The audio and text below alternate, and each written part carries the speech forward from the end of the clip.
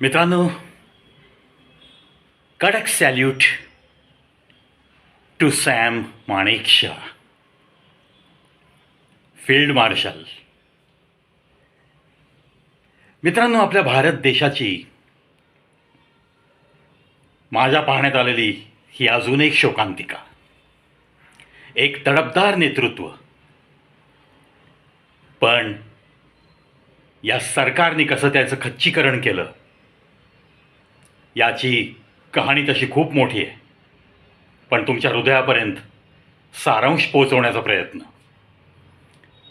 किती कणखर आणि कसा दिलदार एक अधिकारी आपल्या इंडियन आर्मीत होऊन गेला, हे सगळ्या जनसामान्यांना समजावं म्हणूनच हा एक छोटासा प्रयत्न. 1971चं युद्ध आपण जिंकलं. सॅम माणेकशॉ त्यावेळेस उच्च अधिकारपदी होते आणि लवकरच त्यांना फील्ड मार्शल म्हणून पदवी प्रदान केली जाणार होती. हा एक असा हुद्दा आहे की ज्याला चार बाजूनी सिंह असलेली मेडल्स लावण्याची परमिशन शेवटच्या श्वासापर्यंत मिळते, इवन आफ्टर रिटायरमेंट. आणि वर्दी पहिरण्याची ही एक स्वाभिमानी जो पेहराव आहे, आर्मीज ड्रेस, तो ड्रेस घालण्याची पण त्यांना तहहयात परवानगी असते. एक उच्च बहुमान असतो हा, आणि असा बहुमान मिळवलेली ही व्यक्ती आणि त्याचं सरकारने केलेलं खच्चीकरण म्हणजे त्यांच्यावरती नोकरी संपत आलेली असतानाच त्यांच्या जावयाला हाताशी धरून काहीतरी फॉरेन करन्सीमध्ये गडबड केल्याची एक केस दाखल केली गेली.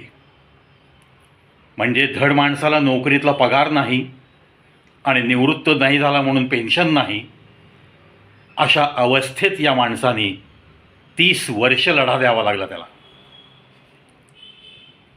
आणि यथावकाश ही शोकांतिका केव्हा संपली? जेव्हा ते रुग्णशय्येवर होते, तेव्हा आपल्या भारताचे राष्ट्रपती, तेव्हाचे राष्ट्रपती, the great scientist and president of our India, सन्माननीय APJ अब्दुल कलाम, हे त्यांना इस्पितळात बघायला जेव्हा गेले, तेव्हा त्यांनी स्वतः पण सांगितलं नाही की काय अन्याय झाला आहे. ते फक्त धडपडत राहिले की राष्ट्रपती आला आणि त्याला मी उभं राहून सॅल्यूट केला पाहिजे. डिसिप्लिन अहो, रक्ताच्या थेंबात एक शिस्त मांडलेली असते या लोकांच्या. सांगतो ना, सर्वात प्रिय आणि सर्वात रिस्पेक्टेबल असं जर कोणी असेल ना आपल्या भारत देशात, तर तो फक्त आर्मी पर्सन असं मी तरी मानतो. त्या वर्दीचा रुबाब, त्यांची ती शिस्त आणि त्यांची ती जीव देण्यासाठी सुद्धा मागे पुढे न पाहण्याची प्रवृत्ती आणि वागण्यातला जो आपल्या सिव्हिलियनमध्ये कधीच आढळून येत नाही, इतका सडेतोड आणि खरेपणा. Salute to every army person.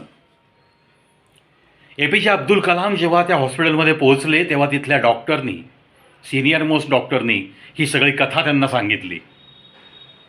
आणि मग APJ अब्दुल कलाम सर्व प्रोटोकॉल बाजूला ठेवून, राष्ट्रपतींनी अशा गोष्टीत लक्ष घालायचं नाही असा विधिलिखित असतानासुद्धा त्यांनी स्वतः लक्ष घालून त्यांचं जे काही नुकसान झालं आहे पेमेंटचं आणि पेन्शनचं, असा एक रकमी चेक घेऊन 1,03,00,000 अशी ती रक्कम होती, ती सॅम माणेकशॉ साहेबांकडं एका रिप्रेझेंटेटिव्हतर्फे पाठवली. त्यावेळेच्या आपल्या PMO ऑफिसमधला एक अधिकारी आणि एक मंत्री अशांच्या सोबत तो चेक त्यांच्यापर्यंत पोहोचला. आणि ही दिलदारगिरी बघा या माणसाची. 30 वर्ष त्यांनी कशी काढली असतील ते देव जाणो. ठीक आहे, परिस्थिती चांगली आहे, कबूल आहे, पण तुम्ही केलेल्या कष्टाचं फळसुद्धा जर एखादा देश त्या देशासाठी रात्रंदिवस राबून रक्त ओकून तो देशच त्या व्यक्तीला किंमत देत नसेल, तर त्या यातना त्या माणसाने कशा सहन केल्या असतील. यथावकाश हा 1,03,00,000चा चेक त्या रुग्णशय्येवर असताना त्यांना जेव्हा मिळाला तेव्हा मनोमन त्यांना आनंद तर झालाच, पण काय केलं असेल या अधिकाऱ्यांनी?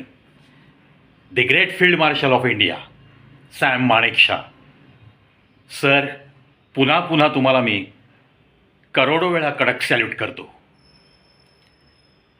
या सॅम माणेकशॉ साहेबांनी 1,03,00,000चा चेक ताबडतोब परस्पर आर्मीमध्ये जे लोक शहीद होतात त्यांच्या विधवांसाठी जे कार्य केलं जातं त्या कार्यासाठी डोनेट करून टाकला.